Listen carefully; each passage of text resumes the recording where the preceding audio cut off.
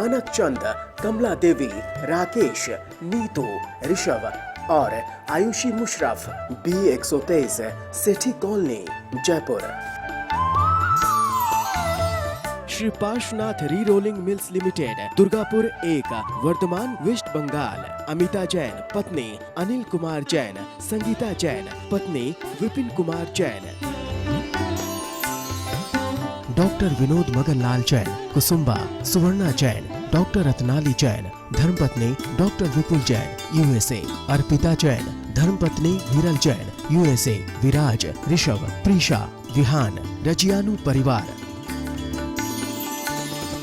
राधा जैन, किरण जाखेरिया, आभा जैन, कल्पना जैन, कविता जैन, प्रियंका जैन, रितु जैन। श्री अशोक कुमार, रतनलाल जैन, नूतन, गौतम, प्राची, आदित्य, महिमा, डॉक्टर सलोनी, Niranjan, Arhan, Aaradhya Mehta, 49, Walchand terraces, Tardeo road, Mumbai. Gulab Chand Singhai, Shrimati Santosh Singhai, Saurabh Nimisha Singhai, Smita Sanjay Jain, Shweta doctor Rajendra Jain, E/7/4 SBI colony, Arera colony, Bhopal. Sanjay Jain, Meena, Aanchal एवं यश जैन, गोरेगांव, मुंबई पश्चिम। श्री किशोर खंधार, श्रीमती सुषमा एवं परिमल खंधार, अहमदाबाद, गुजरात। श्रीमती कमल कुमारी जैन, धर्मपत्नी स्वर्गीय श्री विनय प्रकाश जैन, विचित्रा, मंजू, नवीन, सीमा, अंकुर, शिखा, रुचि, अनिरुद्ध, यशा जैन, मिनल रेजिडेंसी, भोपाल, मध्य प्रदेश। दिवंगत पूज्य मातु श्री भौरीबाई एवं पिता श्री नथुलाल जी एवं बहन श्री मुन्नी बड़जातिया, थाना गाजी, जिला अलवर की स्मृति में श्री ज्ञानचंद जैन, 4/84, मालवीय नगर, जयपुर, राजस्थान।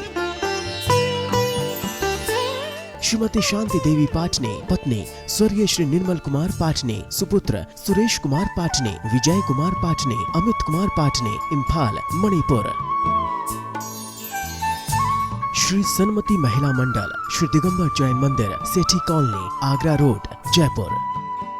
जय जिनेन्द्र तज्जयति परम ज्योति, समं समस्तैरनंत पर्यायैः, दर्पणतल इव सकला प्रतिफलति पदार्थमालिका यत्र। पंच परमेष्ठी भगवान की जय। तरह तरह की नई नई बातें आप मालूम नहीं आचार्य अमृतचंद स्वामी ने कहाँ कहाँ से इकट्ठी करके हमारे उपकार के लिए इस शास्त्र में लिखी हैं। हिंसा के बारे में कैसे कैसे कार्य, कैसी कैसी धारणाएं। अब एक नया विचार आया है। ये विचार ये आया है, किसी के गुरु महाराज हैं और वो सामायिक में ध्यान में बैठे हैं। शिष्य क्या सोच रहा है, अगर इस समय मैं इनका सिर काट दूं तो कितनी अच्छी गति मिलेगी इनको। क्यों?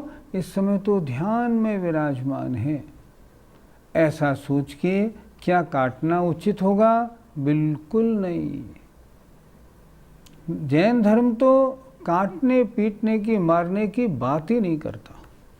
आइए देखते हैं। उपलब्धि सुगति साधन समाधि सारस्य भूयसोऽभ्यासात् स्वगुरु शिष्येण शिरो न कर्तनीयं सुधर्ममभिलषता।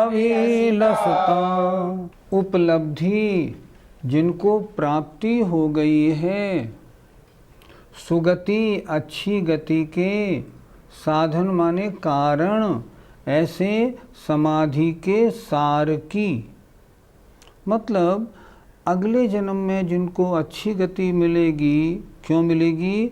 कि वो आत्मा में लीन होना अच्छी तरह सीख गए हैं। वे सामायिक में घंटों घंटों बैठे रहते हैं और बड़े निश्चिंत होके सामायिक आदि कार्यों को करते हैं, समाधि के सार को जिन्होंने प्राप्त कर लिया है।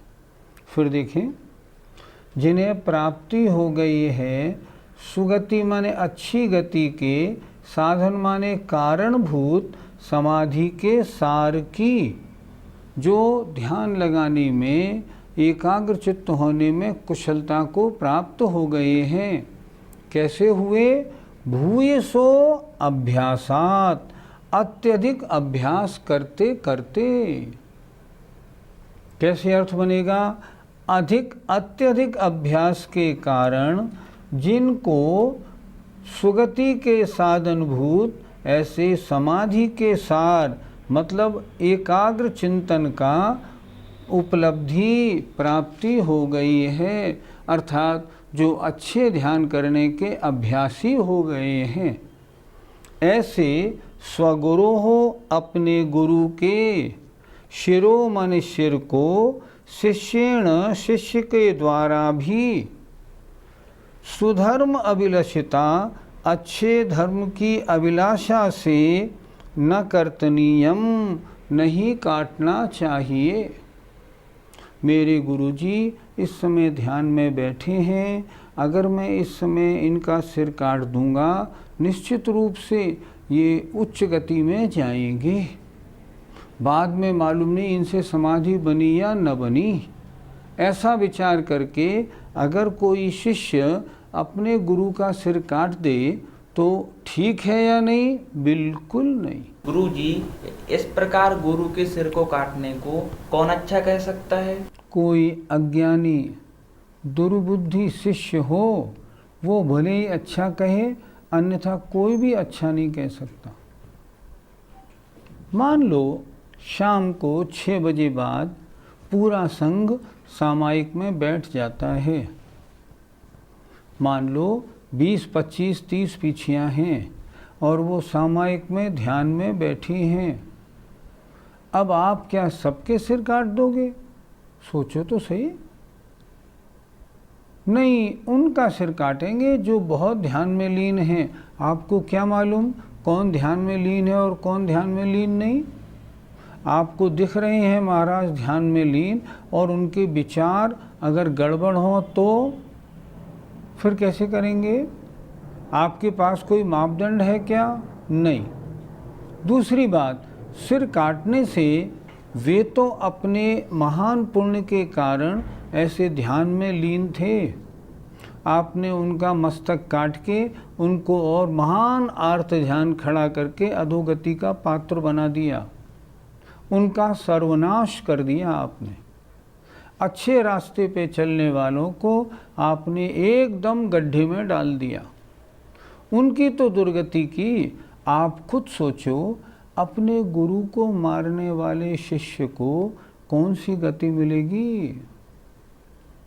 उसको तो नरक में भी जगह नहीं मिलेगी। समझो, नरक से भी नीचे कोई गति हो वो मिलेगी। अपने गुरु जिनके चरणों को अपने हृदय में रखा जाता है, जिनके चरणों को धोके पीने की बात होती है, ऐसे गुरु के शिष्य काटने की बात ये तो दिमाग में कभी आनी ही नहीं चाहिए। ये तो बिल्कुल ही गलत है। अतः ये जो धारणा है, ये धारणा बिल्कुल अज्ञानता का परिचायक है। जिनका विवेक नष्ट हो गया है, जो महाअज्ञानी हैं, जिन्हें कुछ भी नहीं मालूम, वो ऐसा भले ही करने की सोचें। बाकी कोई समझदार शिष्य होगा कभी नहीं सोचेगा। वो तो यही सोचेगा मैं ऐसे साधन जुटाऊं जिससे अंतिम समय इनका बिल्कुल अच्छा गुजरे और ये ऊर्ध्व गति को प्राप्त हो। वो तो यही सोचेगा, मारने की तो कोई सोच ही नहीं सकता। पंडित जी, समाधि का सार क्या है? वे मुनि महाराज या वो गुरुदेव जब ध्यान करते करते एकाग्रता को प्राप्त हो गए हैं, निश्चल अवस्था को प्राप्त हैं, निर्विकल्प अवस्था को प्राप्त हैं, एकांत में विराजमान हैं, रंच मात्र भी हिलन डुलन क्रिया नहीं कर रहे हैं, समझना इस समय ये समाधि के सार को प्राप्त हैं। लेकिन समाधि के सार के प्राप्त की बात हम ऊपर की बात ऊपर देख के कर सकते हैं। अंतरंग में उनके परिणाम कैसे हैं इसके बारे में हम कुछ नहीं कह सकते। एक बार श्रैणिक पुराण पढ़ा था। श्रैणिक पुराण में एक बहुत अच्छा उदाहरण दिया है। श्रैणिक महाराज जब भगवान महावीर के समव शरण में जा रहे थे तो रास्ते में एक मुनि महाराज बड़ी एकाग्रता से आत्म ध्यान में लगे हुए थे। श्रेणिक महाराज ने उनको देखा, नमोस्तु किया और आगे बढ़ गए। आगे बढ़ के उन्होंने गौतम स्वामी को प्रश्न किया समवशरण में, महाराज आज वे महाराज जो रास्ते में मुझे मिले थे, उन महाराज को केवल ज्ञान कब होगा? गौतम स्वामी ने क्या उत्तर दिया? बहुत विचारणीय उत्तर। इस समय तो वो नरक जाने के योग्य परिणामों को कर रहे हैं। ऐसा क्या हो गया महाराज? ऐसा कैसे? वो तो बड़े ध्यानस्थ हैं मुनि महाराज, बड़ा अच्छा ध्यान लगा रहे हैं, बिल्कुल एकदम निष्कंप अवस्था।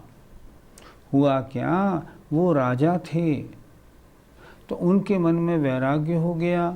अब करें क्या, राज छोड़ें कैसे? उन्होंने क्या किया, अपने बच्चे को राजा बनाने की सोची, इसको मैं राजपाट दे के दीक्षा ले लूँगा। उन्होंने अपने मंत्रियों से कहा, मंत्रियों सुनो, अगर मैं दीक्षा ले लूँ और इसको मैं राजा बना दूँ तो आप लोग इस राजा की रक्षा करते हुए उसके अनुसार चलोगे? मंत्री लोग बोले, महाराज आप चिंता नहीं करें, इनको आप राजा बना दें, हम इनकी पूरी देखभाल करेंगे, परंपरा आपकी ही चलेगी। राजा निश्चिंत हुए और मुनि बन गए। मंत्रियों ने क्या किया कि उनको राजा के मुनि बनने के बाद उनको सिंहासन से हटा के जेल में डाल दिया और खुद राजा बन बैठे। इत्तेफाक की बात, वो मुनि महाराज जब ध्यान में ध्यानस्थ थे तो पड़ोस में एक आदमी जो भगवान के समव शरण में दर्शन करने आ रहा था, उसने पास में खड़े होके ये पूरा किस्सा सुना दिया। देखो ये राजा अपने बेटे को राजा बना के मुनि बने और मंत्रियों ने कितना धोखा किया, लड़के को तो जेल में डाल दिया, खुद राजा बन गए। इतना सुनना था, अंदर क्रोध भवक उठा। परिणामों को बदलने में कितनी देर लगती है।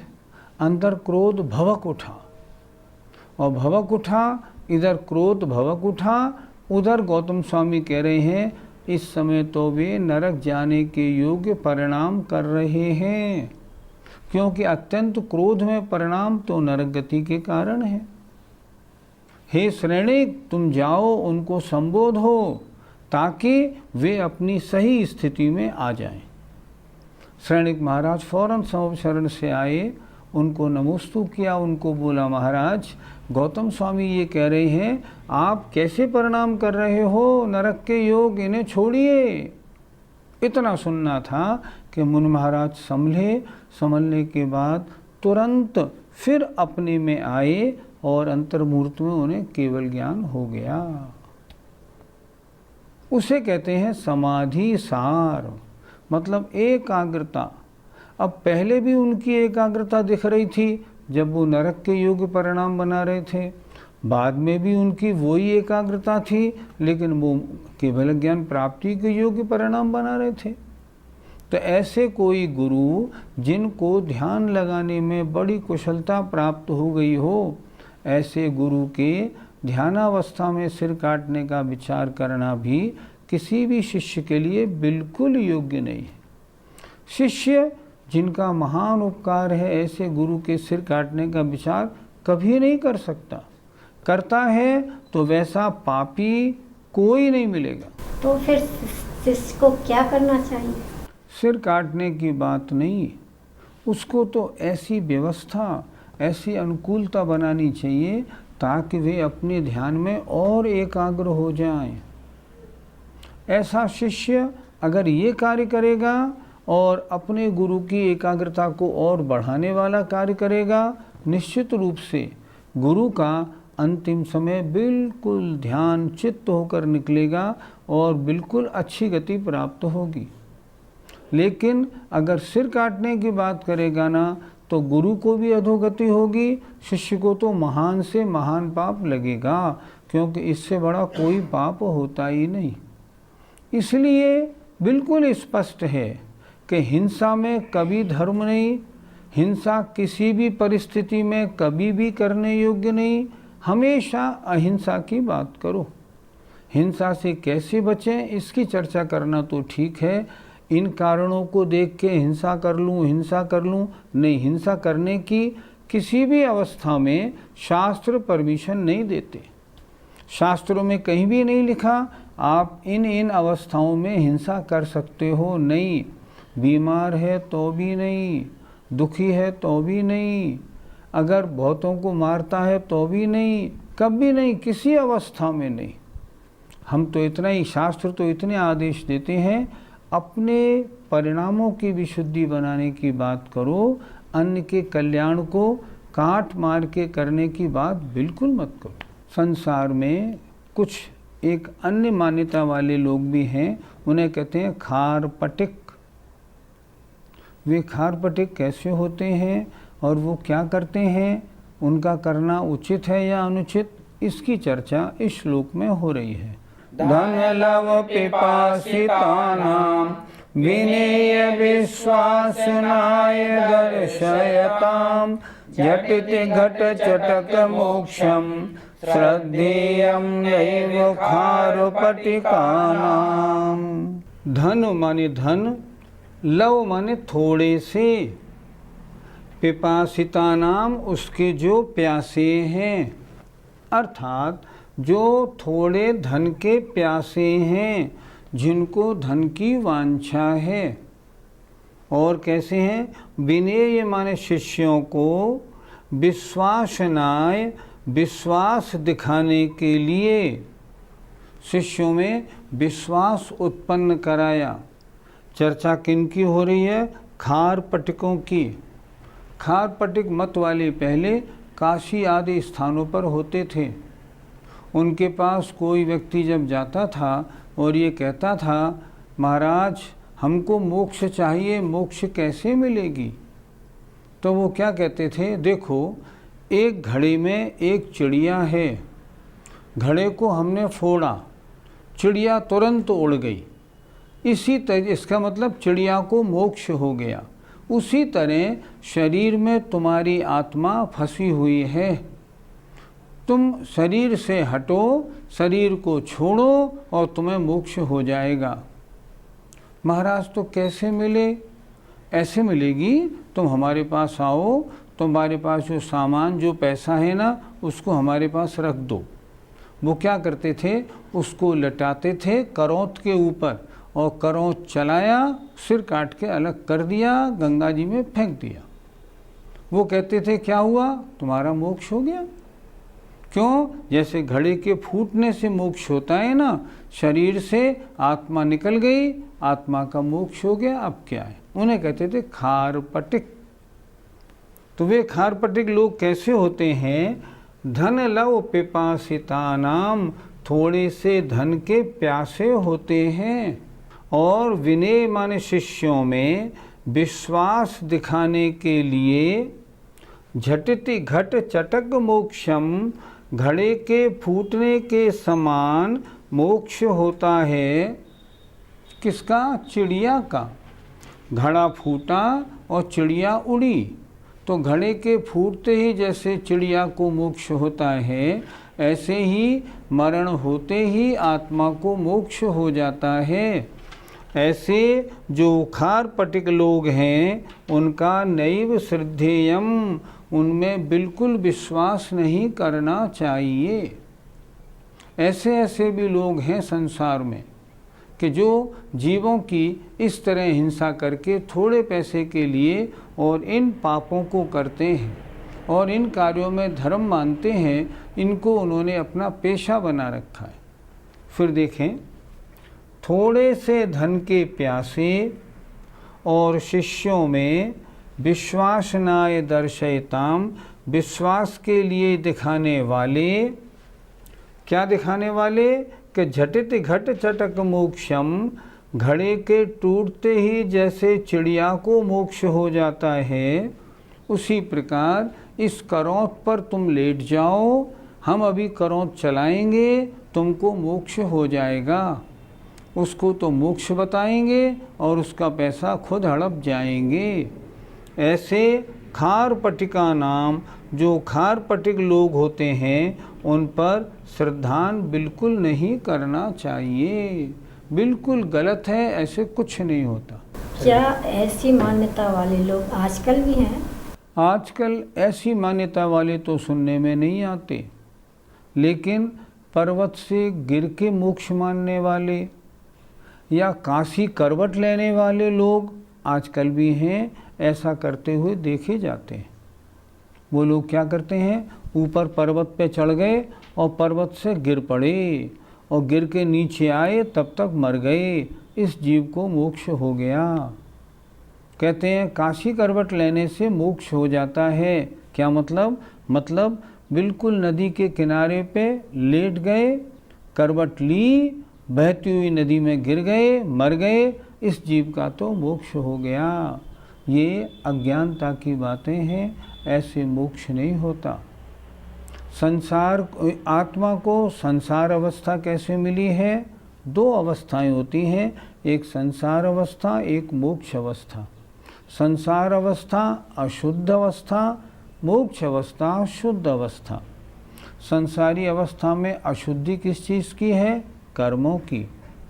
कर्म आए कहाँ से? इस आत्मा ने राग द्वेष किया, उससे ये कर्म आत्मा के साथ चुपके। अब शुद्धि कैसे होगी? आत्मा के साथ चुपके हुए ये कर्म जो है ना, इन कर्मों को तपस्या के द्वारा जलाया जाए, और जब ये सारे कर्म क्षीण हो जाएं और आत्मा परम शुद्ध होकर सिद्धालय में विराजमान हो जाए, हम कहेंगे इस आत्मा को मोक्ष हुआ है।